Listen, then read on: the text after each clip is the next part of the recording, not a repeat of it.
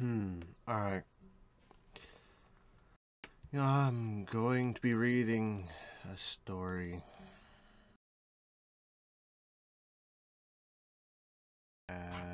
Very quietly, apparently, too.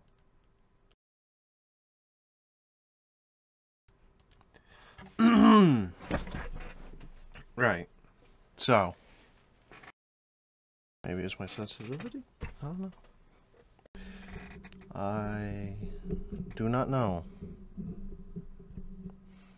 How about that? Maybe? No.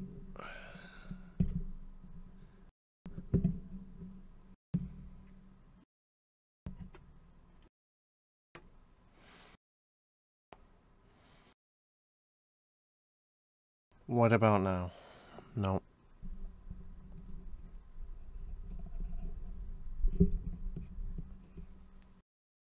What about now? Okay, maybe that does it. Alright. We're going to be right, yeah. Let's say what I just said. Again, maybe a couple more times, right? Alright, so, let's see. Let's bring it up here. It's a story off Reddit.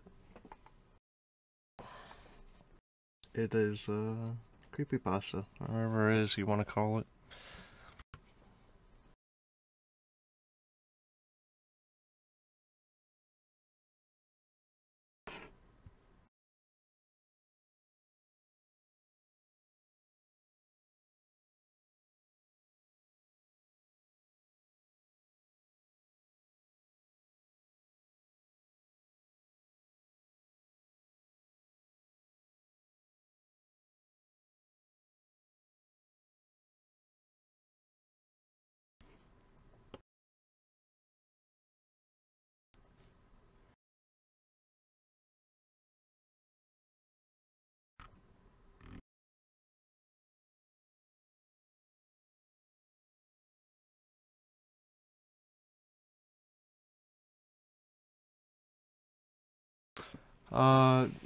Yeah. Alright, so, let's see. I'm gonna get some music, I'm sorry. Let's see.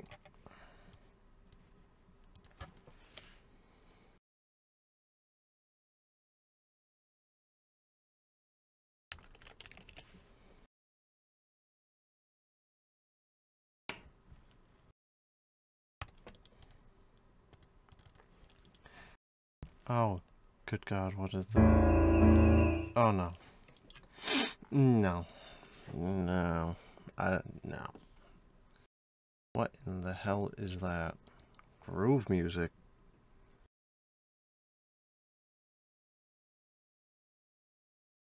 The best music app for Windows.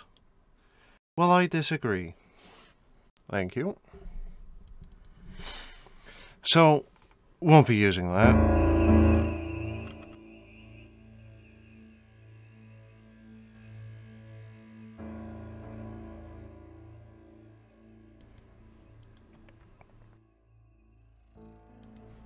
So yeah, I guess we'll use that track.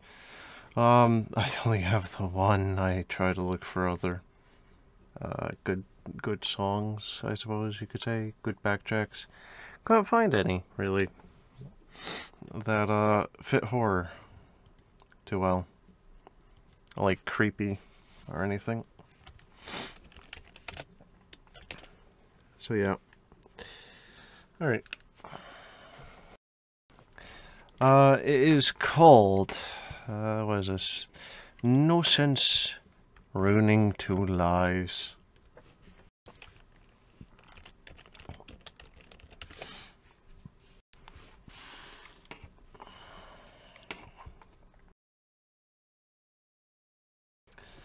And yeah. I don't know if I should really show the text or not. I've also been told probably just use skull, so some skull, I guess. So yeah.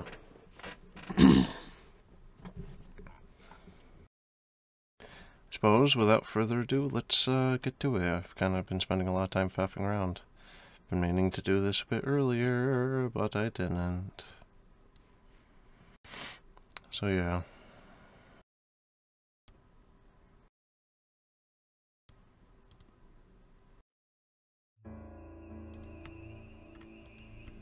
Also have no idea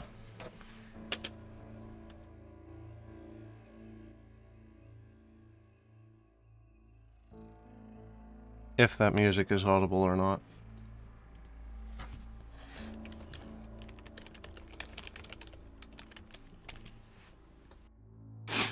So yeah, I guess we'll leave it at that volume. So, I'm here to make a confession.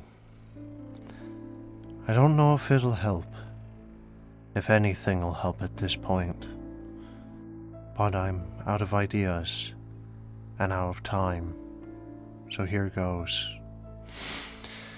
A year ago, I was at a party, a decent-sized shindig, bunch of working folks letting loose on the weekend.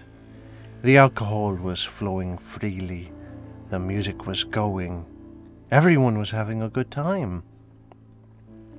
I knew about half the people there, and the rest of them seemed like decent folks.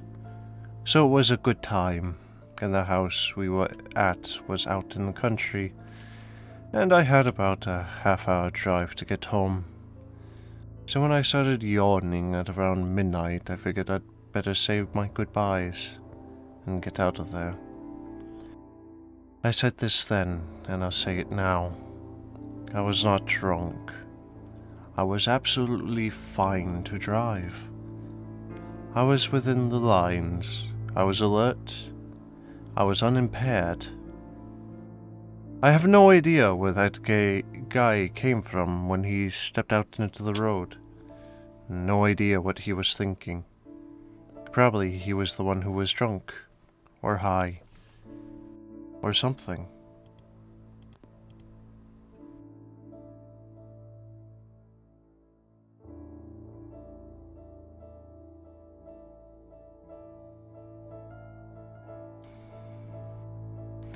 He stepped directly out in front of my car. Dark clothes out of shadow and into my headlights. I had my foot on the accelerator when I hit him. Never even had a chance to move to the brake. The car slammed into him, and I heard his legs snap. Saw him swept sideways up the hood. The side of his face smashed into the windshield. For a split second, we were eyeball to eyeball, staring right into each other's terrified faces before his momentum flung him over the car to crash down into the road behind.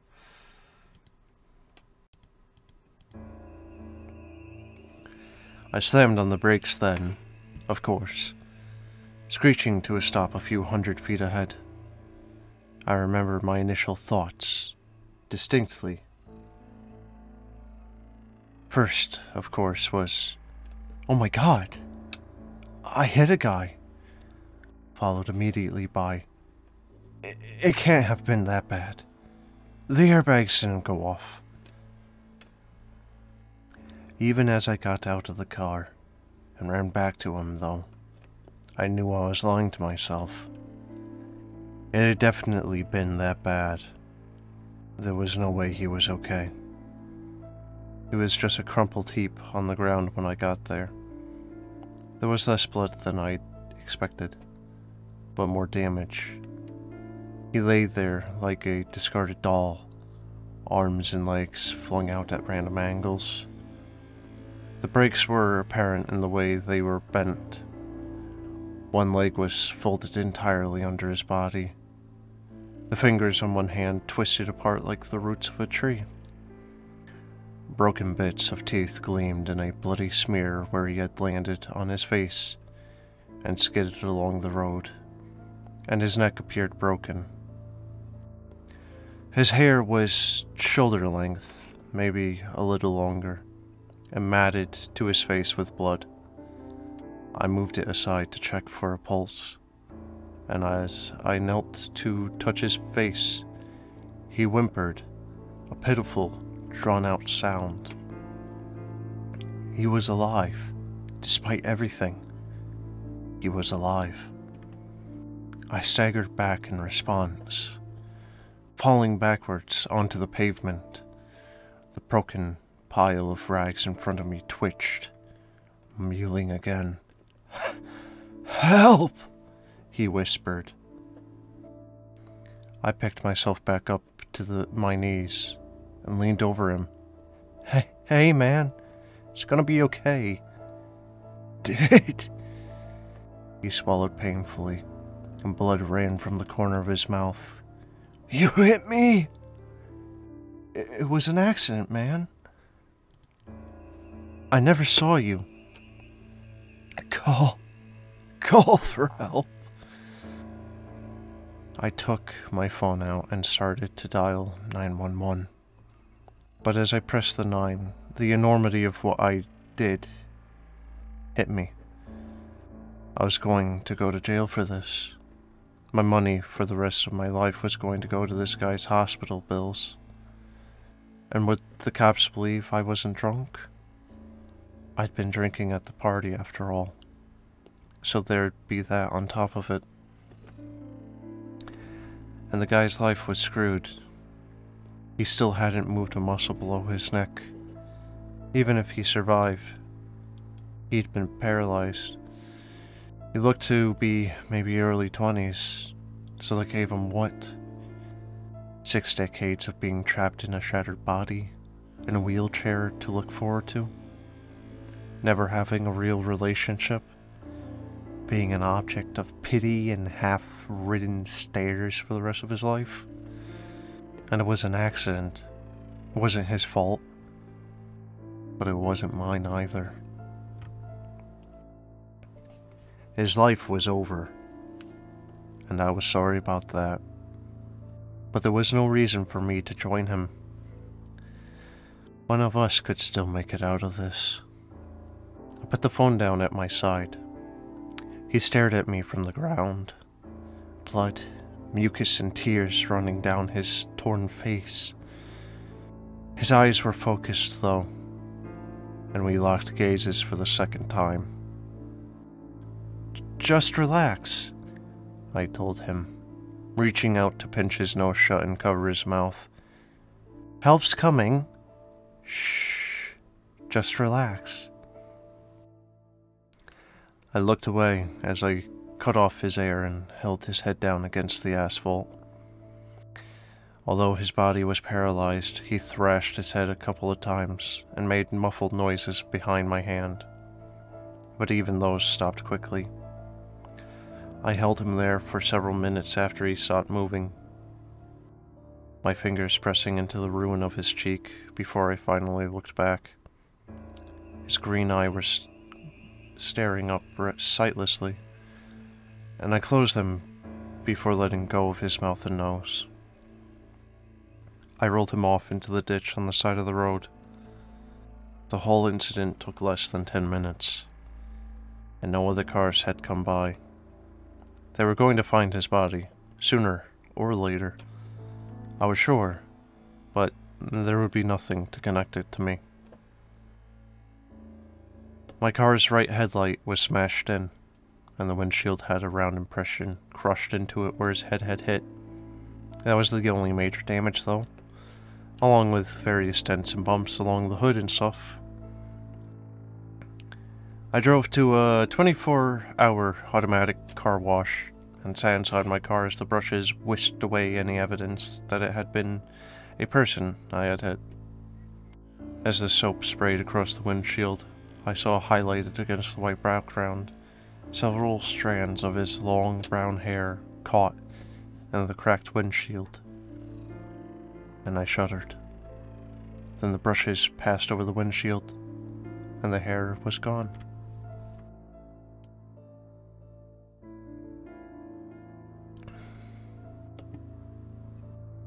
I parked the car in the garage when I got home and went straight to bed. I slept better than I expected, although I had troubled dreams. They were of arresting officers, not of the guy I hit. My concern, even in my subconscious, was just of getting caught. The next day I drove the car into the metal tool rack at the far end of the garage. The thin metal struts bent and toppled toward dropping cans of paint, jars of screws, and heavy boxes of tools all over the windshield and hood of the car. I backed it out, took it to the shop, still dripping with drying paint, and told them I'd had it in drive instead of reverse. They laughed at me and said they could have it fixed up by tomorrow. And that was basically it, for more than half a year. No one ever came looking for me, and I went on with my life like nothing had happened. I thought about the guy pretty regularly, obviously. Felt really badly about what had happened to him. But my reasoning that night still rang true. What would it fix for me to ruin my life along with his? And so I went to work, went out with friends, and it just became one of those stories that you sometimes think about, but never tell anyone. It was sometime in late summer that the bathroom sink clogged up. I was washing my hands and the water wasn't draining well, so I popped out the plug to see what was there. I could see a dark mass not too far down, and with the help of a bent clothes hanger, I hooked it and fished it out. It came out, slimy, black and dripping. And at first, it was something moldy. I thought it was something moldy that had gotten stuck in the pipe. I poked at it, trying to figure out what had gotten into the pipe. And as the individual strands separated, I realized it was a wad of hair. As I teased it apart, the white porcelain of the sink around it began to turn slightly pinkish. Then I understood that the hair wasn't black at all. It was brown, stained dark with the deep red of blood. Before I could process this, I saw a glint of something else in the pipe and glanced at it.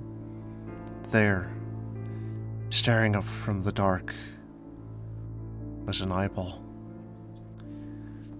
The iris green and familiar. It focused on me as I looked down, and it blinked. I shouted, I'm sure, and leapt back. Faced with something like that, who wouldn't? And then, my heart hammering.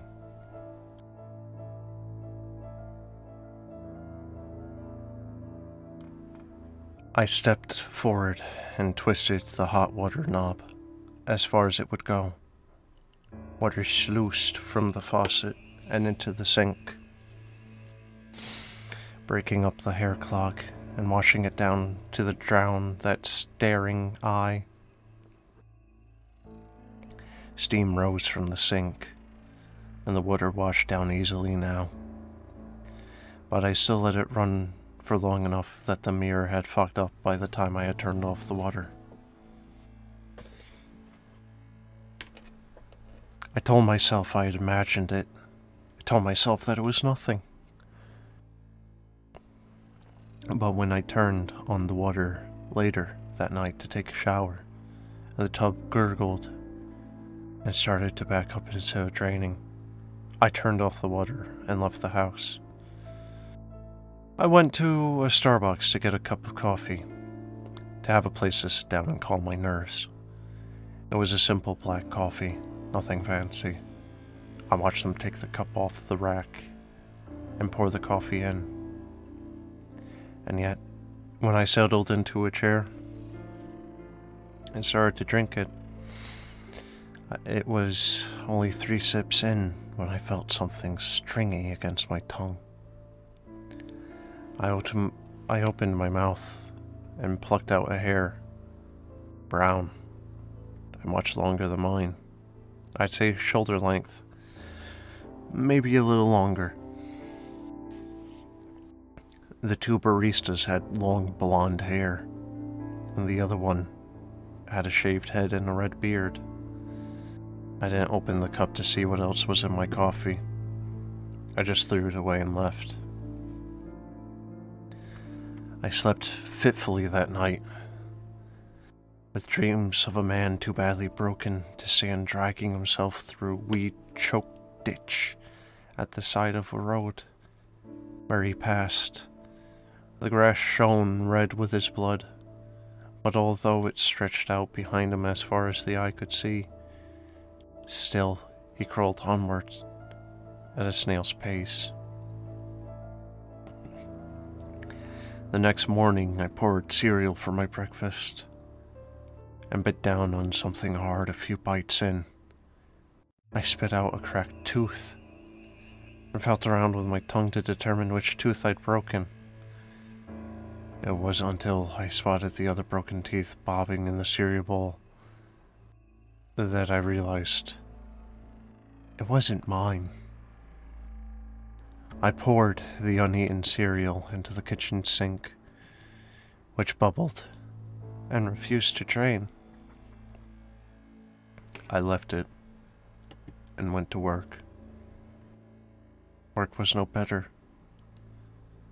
I could hear his voice throughout the day when no one else was around, sighing beneath the air conditioning and whispering words I couldn't quite understand, ignoring it was impossible.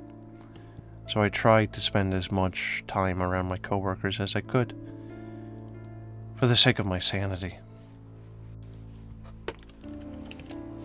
At lunch, I was starving, so I got a roast beef sandwich from the cafeteria. I sat with my office mate, Evander, and tried to hide my reaction when I bit down and immediately felt long hairs in my mouth again. He saw me make a face, though, and asked, "What's up?" "Hair in my food," I mumbled. "Gross, man." He made a sympathetic face. I felt sauce drip down my palm from the sandwich, and moved my napkin to catch it before it hit the table. The napkin came away dark and sticky with blood. I looked at Evander, who was in the middle of eating his own sandwich, and had not noticed. I quietly wrapped the napkin up with the sandwich in the paper it had come in. "Not hungry?" asked Evander. I shook my head. I left work early and headed home. I opened my front door and paused.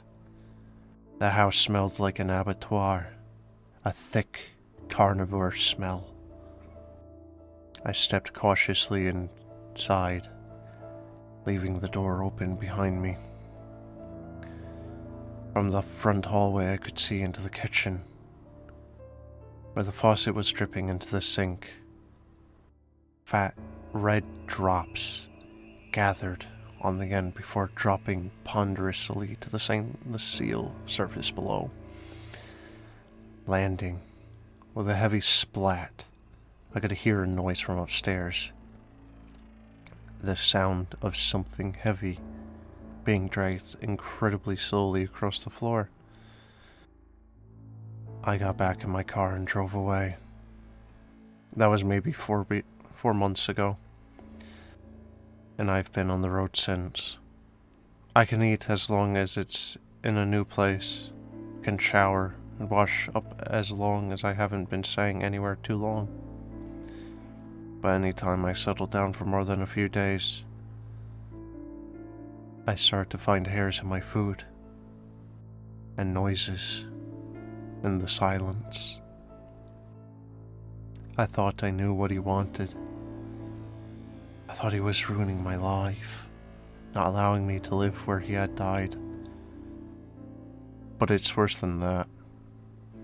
This morning, I woke up in a roadside motel where I'd been staying the last 3 days. I checked the drain, examined the toothpaste carefully before brushing my teeth, and everything seemed fine. But when I rinsed, spit and looked up at the mirror, it froze. The face in the mirror was definitely mine. Hollow cheeks, brittle hair, toothpaste dripping down my chin, but the green eyes staring back were his. He's not looking to ruin my life. It seems he agrees with me. No sense in ruining two lives when one of us can still go on. We're just in disagreement about who gets to live. So I confess to the awful thing I did a year ago. Both the accident and the aftermath. I will say it to the papers, to a judge, to a jury. Let everyone know who I am and what I did. Lock me up. Make me pay for my crime. Because maybe if I can ruin my life after all, he won't want it anymore.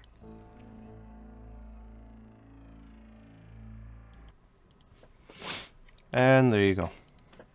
There's the story. It's a pretty sizable quantity of text. Dopey dopey dope boop.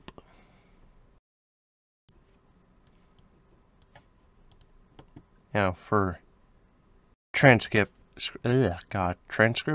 purposes, I suppose.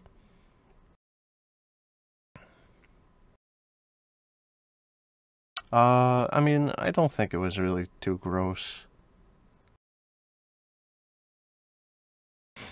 I mean, at points it seemed like it was trying to be a bit edgy, but I mean, kinda expect that, really.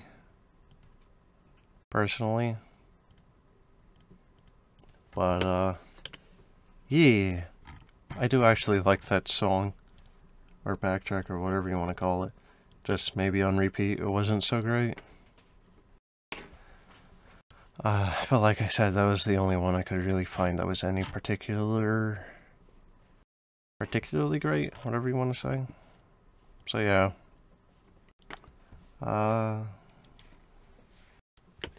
Suppose that's it then. I'll be doing, what is it? I'm gonna, what is it called? They Are Billions. I will be doing They Are Billions at some point in time. But not right now. So yeah, guys, thanks for watching. And until next time. Hope you guys enjoyed that. Might do more of these. I don't know, I gotta find some good ones. So yeah. Thanks for watching, guys, and you know, until the